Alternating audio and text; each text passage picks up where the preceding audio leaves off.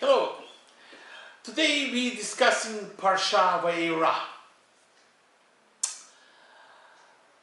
The Torah is given to us in order to learn through the blueprint of the universe, which the Torah is, how to build a home for Hashem, for God, how to build a society which is capable to do that, and who and what and why we are Jewish people. And like every Torah portion, this one has many stories, messages, and ideas conveyed to us in this parsha.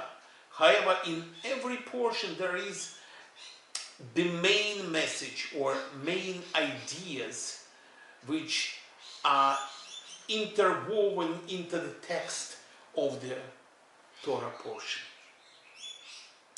So, after reading very carefully this portion, I think this parsha is about what kind of society we should build. What is it Hashem wants us to build? What kind of society we're going towards to? And why we Jews have been selected, and for what? Yes, we are called the chosen people, but chosen for what? Let's look through it and see. I will go step by step through major events in this parsha and try to point out what is the message of each one of those events, the way I think it is, or the way I found some of the statements in the Midrash, or some of them I couldn't actually find anything, and it's just purely I guess my feelings and my understanding of what Torah is trying to tell us. So, without further ado, the year is 2047, and Abraham is 99 years old. He just has circumcised himself, and this is the third day after his circumcision. Hashem approaches him because he wants to talk to Abraham at the very beginning of this parsha. However, Abraham immediately excuses himself from this conversation with God, which was about to start, the whole conversation, and rushes away to prepare a meal for 3 guests who appear in the desert heat. It was a very hot day. The whole point is that Abraham was sitting in front of his tent, waiting for passers-by to feed them, to take care of them, and to tell them about the philosophy and idea of one God. And because Hashem initially didn't want any passers-by in there, so he created a specially very, very hot day. As the Torah says, he took the sun out of the sheath, and it was incredibly hot day. However, he saw that Abraham is very persistent and is not going into the tent to relax and to nurse his pain, and so he sent him those 3 angels, which Abraham as well as Sarah perceived as men.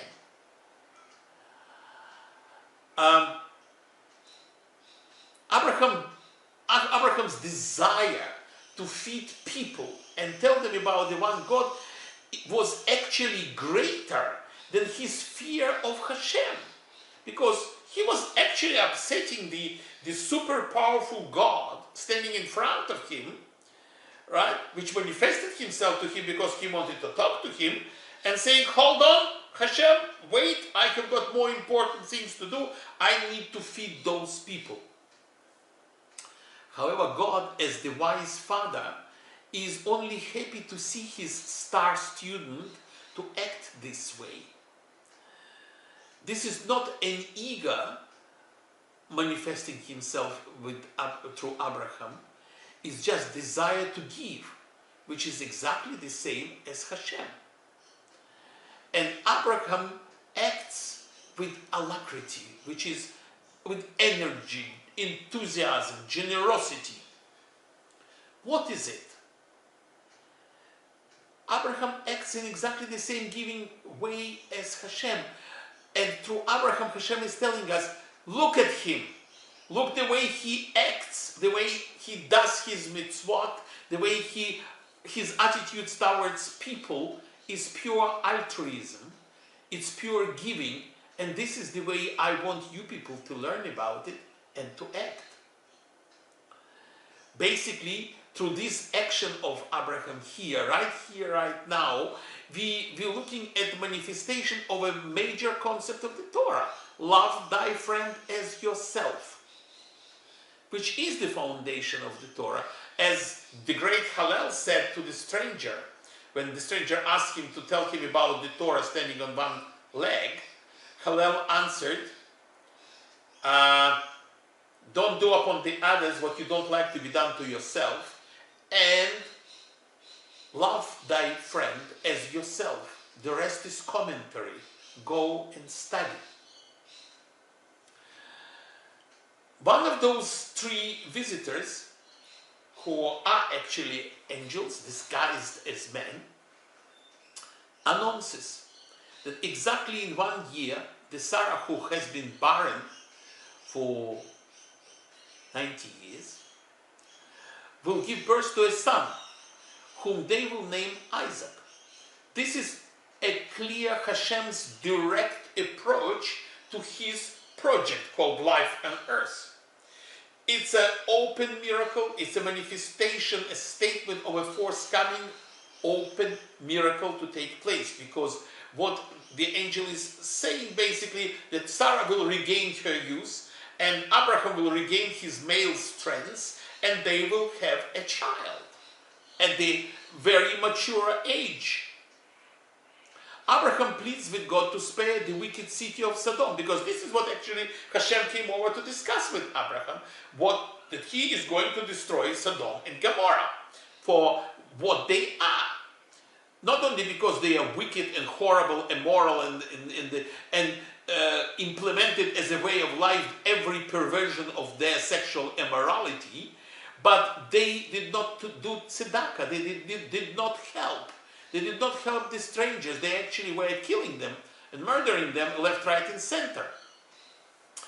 And even as far as those people are concerned, Abraham takes a risk of debating with God himself the justification to destroy Sodom, and pleads on behalf of people that he never saw those people, and pleads on their behalf to spare them. If that is not altruism, I don't know what is. The thing is that he says, a judge of the world cannot do injustice.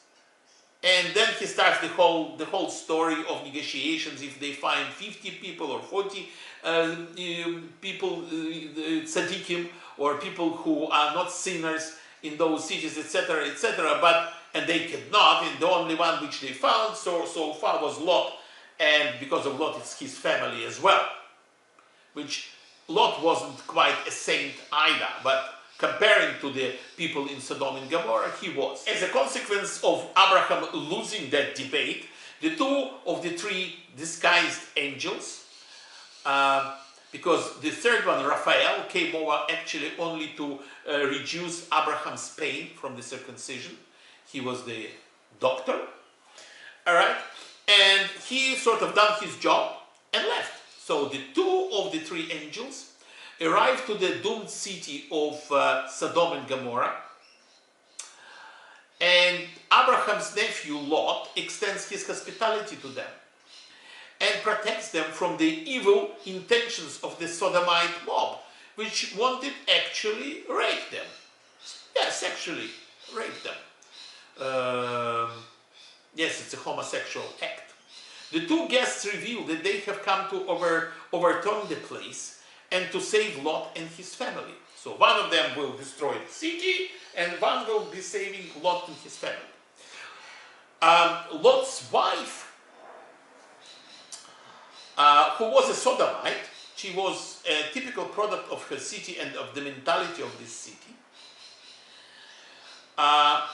she turns, when they run away from the city under a very serious duress from their angels, but they were told not to look back. However, Lot's wife turns into a pillar of salt when she disobeys this command not to look back and looks back at the burning city as they flee.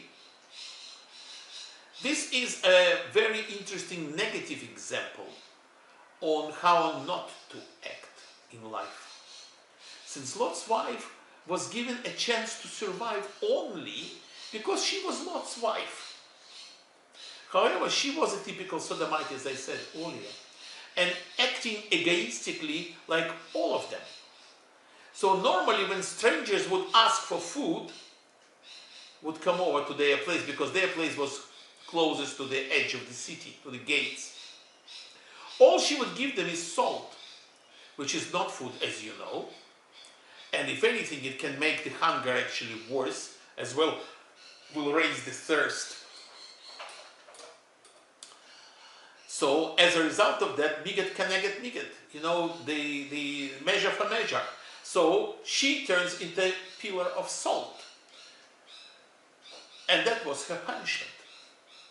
While taking shelter in the cave, Lot's two daughters, believing that they are and their father are the only human beings left on the planet, in the whole world, because they think that Hashem again destroyed the whole world, like what he did during the flood. So they decide to get their father drunk, lie with him, and get pregnant, so that they repopulate the earth. And the two sons born from this incident, they are the fathers of the nations Moab and Ammon. This is again a manifestation of Hashem's controlling the project and laying foundations for future events and things taking place. Why? Because by miracle, the wine is in the cave. So, because, you know, people running away from a major disaster wouldn't be taking wine with them. So, where the wine came from? It was by miracle placed in the cave.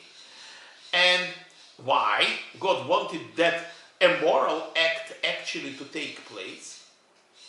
Because we know that Hashem wanted Ruth, a Moab princess, to marry Boaz and to become the grandmother of King David.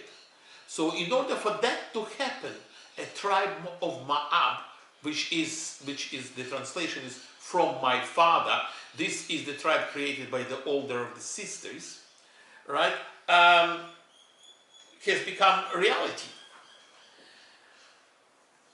And the story goes that Ruth was actually the grandmother sitting on, I think, on the left hand or the right hand side from King David in his palace during the official ceremonies. So, and this is another story for another parsha. But it's a clear manifestation of God's direct interference with the project. Abraham moves to Gerar, where the Philistine king Abimelech kidnaps Sarah. Why? She's a gorgeous woman. Because, to save Abraham's life, they presented themselves to Abimelech as brother and sister. Exactly the same thing as happened in Egypt. However, what takes place is in a dream, God warns Abimelech that he will die unless he returns Sarah to her rightful husband.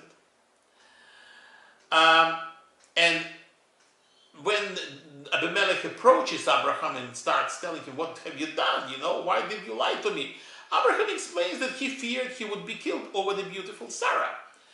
And as I said earlier, this is exactly the same scenario as what taken place in Egypt.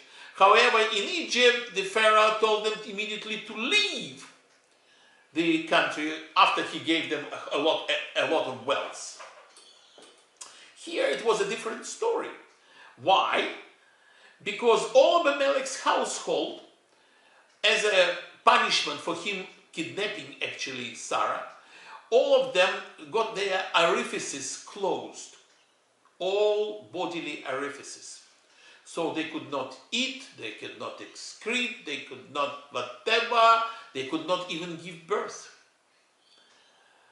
However, when after Abimelech releases Sarah, and Sarah and Abraham,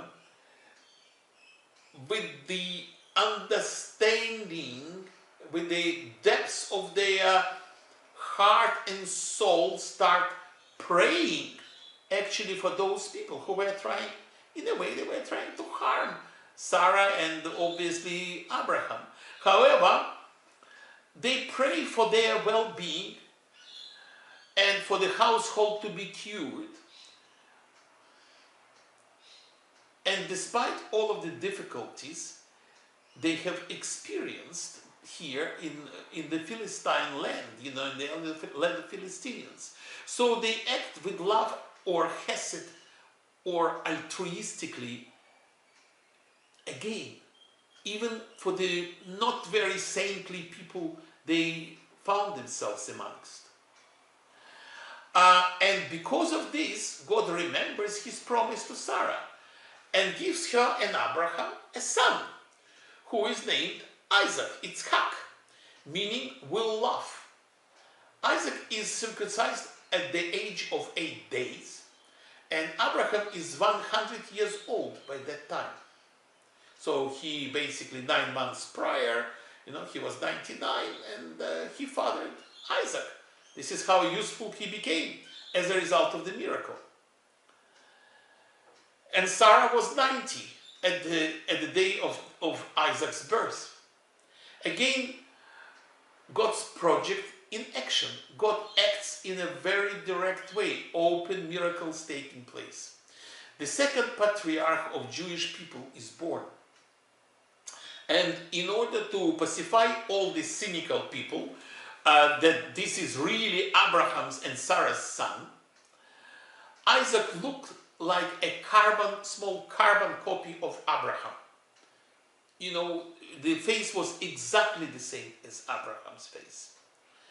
And what Hashem did in addition to that, he dried up the breasts of all the princesses around around Sarah in surrounding places, so they didn't have milk. But Sarah was the only one capable to breastfeed not only Isaac but all of the princesses' children. So all of them were invited to celebrate to the feast to celebrate Isaac's birth, and during that feast she actually was feeding those little babies from all the princesses, as well as much later on as well. She was feeding Isaac actually for 24 months. As well as some of those babies, and all of them, one of the Midrashim saying basically that all of those babies became great leaders and great kings as a consequence of this. Then we learn that Hagar and Ishmael are banished from Abraham's home and wander in the desert. This happens on insistence from Sarah because Ishmael misbehaves badly, meaning he is very aggressive, he murders people, he is sexually immoral, and he is very much so inclined to idol worshipping. So, and the main problem is that Sarah noticed that Hagar is really not interested in teaching her son any good manners anyway. So she takes the approach, let the child do whatever child wants to do. Not very unusual. Today, in our modern world, it happens to a lot of parents, and unfortunately, by the time they find out that they missed the boat in bringing up their children as decent people, it's too late. So Sarah tells Abraham to send them away. Why? Because she doesn't want Ishmael's influence on Isaac. In the desert, they run out of water. But God hears the cries of the dying lad. He is actually sick, and he is dying from thirst. And Hashem decides to save his life by showing his mother a well. God again directly interferes in the events and shows us how to treat even our future enemy with compassion, again with altruism. Abimelech makes a treaty with Abraham at Beersheba, where Abraham gives him 7 sheep as a sign of their truce. And again, this is a peaceful, not confrontational approach to relationship with other nations. Again, Torah teaches us to do that, to look for peace rather than war. The fact that later on the Philistines were trying to conquer Judea, it's the story of Samson and all of this, we know that, because they broke the agreement. They said it was with Abimelech, with our great-grandfather, whatever. And we are not part of that agreement. So they went and tried to conquer the Jews. So a number of years later, which is actually 37 years later, God tests Abraham's devotion by commanding him to sacrifice Isaac on Mount Moriah. Today it's called the Temple Mount in Jerusalem. I want to stop here for a few seconds. The thing is, can you imagine this request? And it constantly bothers me here, the fact that, yes, it was a test. We know that it was the test.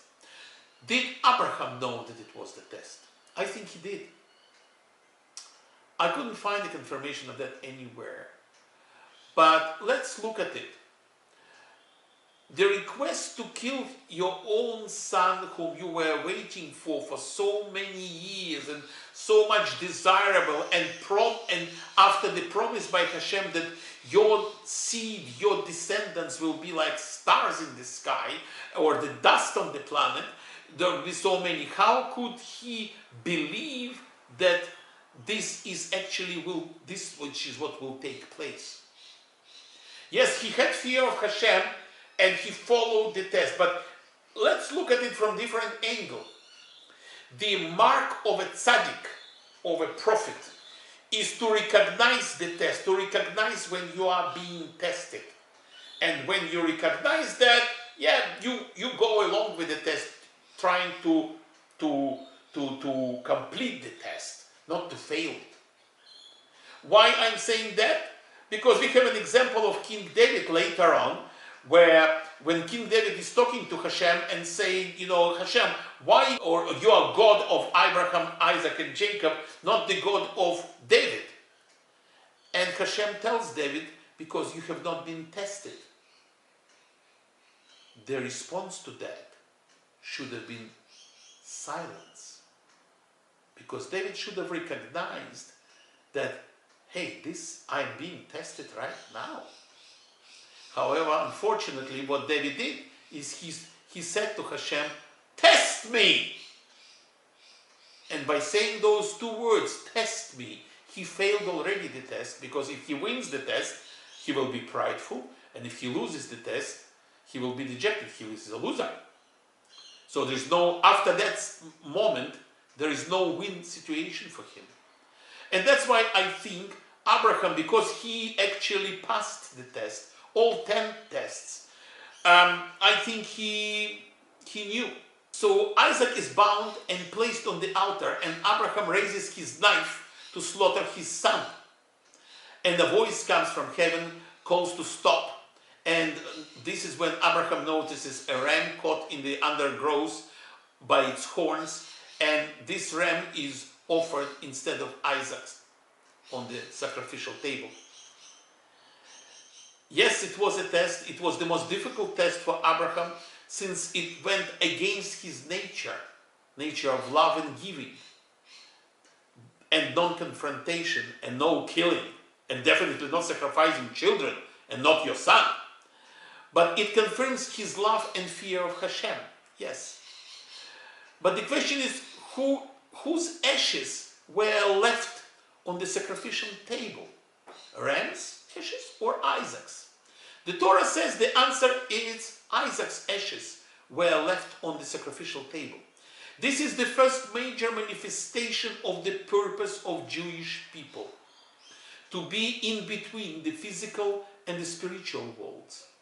We are the people responsible to maintain the connection between the worlds. Isaac's return after this event manifests the special purpose of Jewish people and the fact that nobody will be able to kill us, ever. Doesn't matter. You guys, whoever you are, wherever you're watching, if you're watching, you cannot destroy Jewish people. Impossible. And this is a fact of life. This is how Hashem tells the world, nobody can destroy my Jewish people. The Parsha finishes with Abraham receiving the news of the birth of a daughter by the name Rebecca or Rivka to his nephew Bethuel. This is the future wife of Isaac and the mother of Jewish people. One of the mothers, we have got three actually, Sarah, Rivka, and Rachel, later on one of the, and Leah, the wives of Yaakov. The destiny of our people is to bring the light of Hashem to the other nations and show them the way how to behave in this world, how to love with altruism instead of hatred, antagonism. And this is what this parsha is all about. It's about two of those messages. Love thy friend as yourself. Doesn't matter who the friend is, who your neighbor is. And remember that being a Jew is not a privilege, it's a job. We are the maintenance people. We are the people maintaining connection between the spiritual and physical world and between the physical and spiritual worlds. And Hashem will never ever allow us to disappear and to be destroyed, because without us, this universe cannot exist. Thank you very much. Have a nice day.